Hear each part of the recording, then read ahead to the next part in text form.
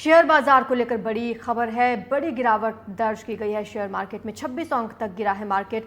79,000 से नीचे निफ्टी 800 अंक तक गिरा है। आपको बता दें, अमेरिका में मंदी की आहट का शेयर बाजार पर असर देखने को मिल रहा है। जापान में भी ऐसे ही हालात हैं। जापान के निक्केई में 10% तक की गिरावट है। कोरिया का कॉस्पी भी 8% तक गिरा है और अमेरिकी नेस्डैक फ्यूचर में 2.4% की गिरावट दर्ज की जा रही है। हमारे साथ शेयर बाजार के विशेषज्ञ पंकज मुरारका जुड़ेंगे, जिनसे ज़्यादा बातचीत करेंगे। लेकिन आपको बता दें कि फिलहाल शेयर बाजार अच्छी स्थिति में नहीं है। एशिया के करीब सभी बाजार लाल निशान में ही कारोबार कर रहे हैं और बाजार के जानकार ये कह रहे हैं कि अमेरिका में मंदी की आशंका है और इसी के कारण अब दुनिया के बाजारों में गिरावट का ये ट्रेंड देखा जा रहा है। निफ्टी के लिए भी एक महत्वपूर्ण सपोर्ट होगा। आपको बता दें कि 800 अंक फिलहाल निफ्टी गिरी है। अमेरिकी बाजार की भी ऐसी ही हालत है। 2.4% की गिरावट अमेरिका के बाजार में देखी जा रही है। तो इस वक्त शेयर बाजार में हाहाकार मचा हुआ है। सेंसेक्स 26 अंक लुढ़का है। निफ्टी में 800 अंकों की भारी गिरावट दर्ज की गई है। तो निफ्टी भी 79,000 से नीचे पहुंच चुका है। अमेरिकी अर्थव्यवस्था में मंदी की आशंकाओं ने अब दुनिया भर के बाजारों को हिलाकर रख दिया है। शेयर बाजार में आपको बता दें 5 अगस्त को सुबह से ही भारी गिरावट देखने को मिल रही है। मंदी की आहट के चलते सेंसेक्स करीब 2300 अंक गिरा है और निफ्टी भी 800 अंकों से ज़्यादा फिसली है। 79,000 से नीचे इस वक्त सेंसेक्स पहुंच गया है। जो शेयर बाजार के जानकार हैं वो ये कह रहे हैं कि जो लाल निशान में कारोबार कर रहे हैं बाजार, वो अमेरिका में मंदी की आशंका के कारण कर रहे हैं। दुनिया के तमाम बाजारों में ऐसी ही गिरावट देखी जा रही है। अमेरिका में मंदी की आहट के चलते ऐसा हो रहा है। जापान के निक्केई की बात करें तो 10% तक की गिरावट वहां देखी गई है। कोरिया का बाजार इस वक्त 8% तक गिर चुका है। भारतीय शेयर मार्केट का भी कुछ ऐसा ही हाल है और इस वक्त शेयर बाजार के विशेषज्ञ कह रहे हैं कि छोटे निवेशकों से कि वो परेशान ना हों और इस वक्त ज़्यादा छेड़छाड़ स्टॉक्स में ना करें। कोरिया का कॉस्पी भी 8% तक गिर चुका है और अमेरिका में मंदी की आशंका के कारण दुनिया भर के बाजारों में इस वक्त गिरावट देखी जा रही है।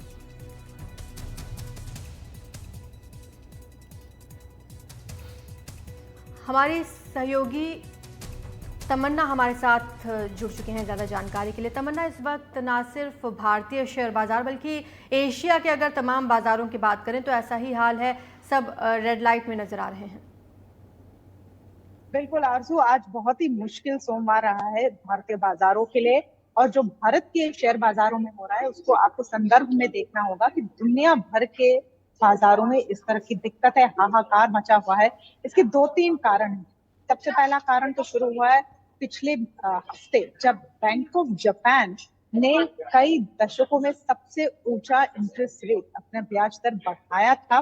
उसके कारण जो लोगों ने येन के तौर पर बोरो किया है उनके लिए मुश्किल हो गया है। उनको अमेरिकी बाजारों में बिक्री करनी पड़ी है और इसलिए वहां पर खूब सारी बिक्री हुई है।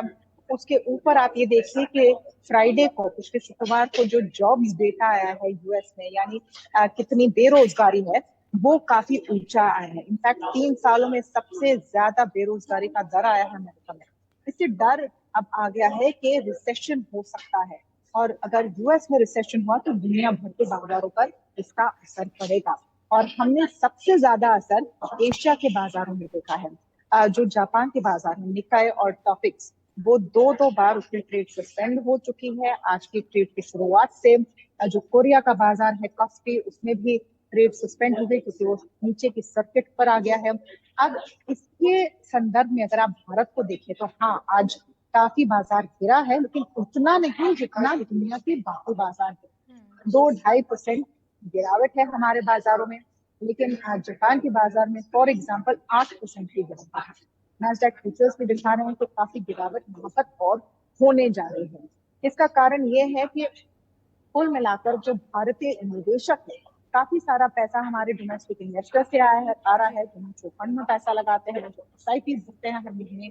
इसलिए जो जानकार कह रहे हैं कि इस वक्त तकलीफ होगी, कुछ समय तक होगी, और अगर दुनिया भर में तकलीफ होगी तो भारत को भी उसकी चोट पड़ेगी, भारत के बाजारों को। लेकिन कुल मिलाकर अगर आप कंपेयर करें तो भारत के बाजार फिर भी मजबूत लग रहे हैं कंपैरिजन, क्योंकि यहाँ पर डोमेस्टिक इन्वेस्टर काफी पैसा लग रहा है।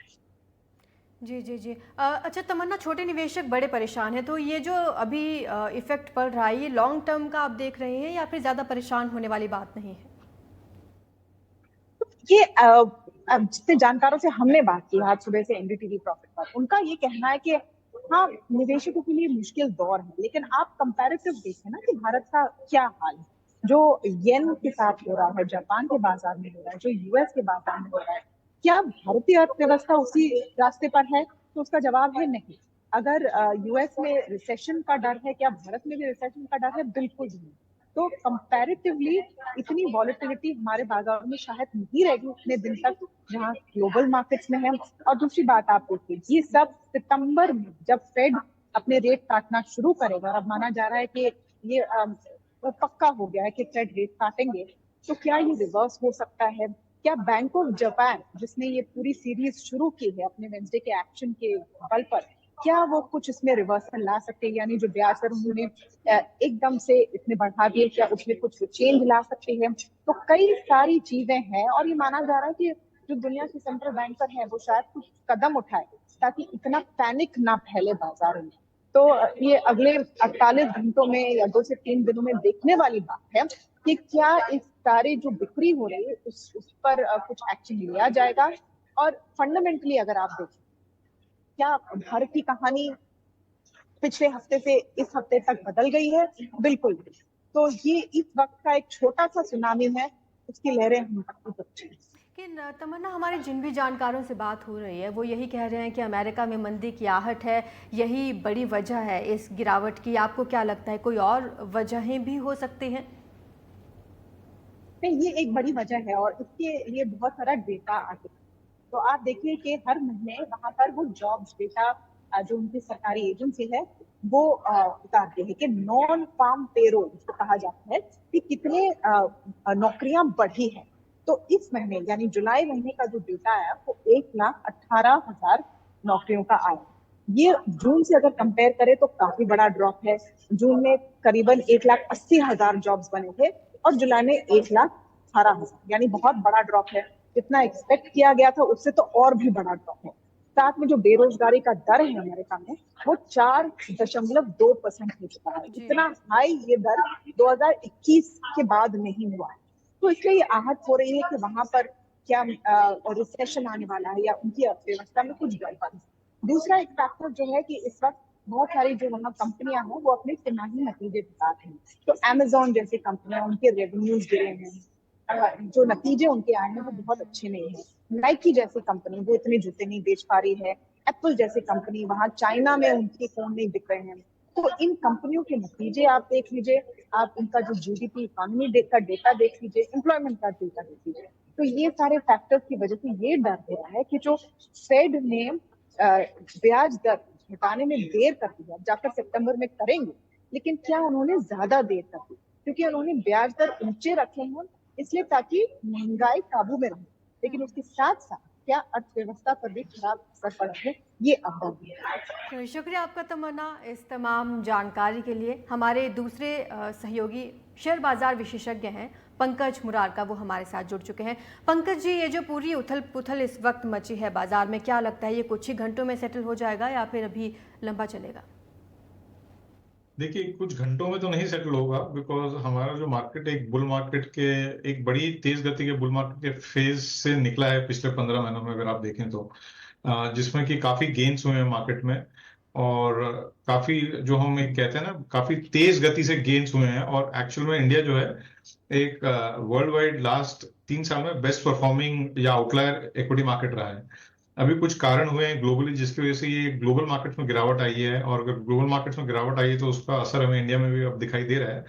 तो मेरा ये मानना है कि जो एक हम ब्रॉड ट्रेंड या लॉन्ग टर्म ट्रेंड बोलते हैं बाजार का, इंडिया में जो बुल मार्केट है वो बिल्कुल कायम है। ये फॉल को मैं एक बुल मार्केट के करेक्शन के तौर पे देखूंगा कि ये एक बुल मार्केट में करेक्शन है, बिकॉज मार्केट काफी चली हुई थी, काफी बढ़ी हुई थी। लॉन्ग टर्म ट्रेंड इंटैक्ट है, पर इस तरह के जब करेक्शंस होते हैं बाजार में तो इनको सेटल होने में कुछ समय लग सकता है। जैसे कि मेरा मानना है ये एक शायद आज बहुत तेज गति से गिरावट आई है तो कल या परसों में एक वापस पुल बैक ऊपर की तरफ आएगा बाजार में। बट ओवरऑल ये बाजार में एक करेक्शन का ट्रेंड चलेगा आने वाले 3 से 4 हफ्ते। और मुझे लगता है 4 हफ्तों में ये सेटल होना चाहिए और बाजार कहीं जाके स्टेबलाइज होना चाहिए। लॉन्गर टर्म जो इन्वेस्टर्स 1 साल और ज्यादा के पॉइंट ऑफ व्यू से बाजार को देख रहे हैं, मुझे लगता है, मेरा यही कहना है कि ये बुल मार्केट इंटैक्ट है, ये एक बुल मार्केट में करेक्शन है और इस तरह के करेक्शन अक्सर आते रहते हैं मार्केट में। यानी कि छोटे निवेशकों को इतना परेशान होने की ज़रूरत नहीं है। देखिए, जैसे ही इस तरीके की रेड लाइट नज़र आती है शेयर मार्केट में, निवेशक परेशान हो जाते हैं, उनके लिए क्या सलाह देंगे आप? मेरी आपके सभी निवेशकों से और देश के सभी निवेशकों से यही सलाह है आरजू, कि ये एक इंडिया की जो लॉन्ग टर्म स्टोरी है वो काफी प्रॉमिसिंग और काफी कंपेलिंग है। इंडियन इकोनॉमी काफी स्ट्रांग है।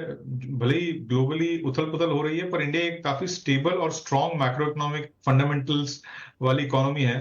तो इस गिरावट को लॉन्ग टर्म इन्वेस्टर्स को एक अपॉर्चुनिटी या मौका समझना चाहिए।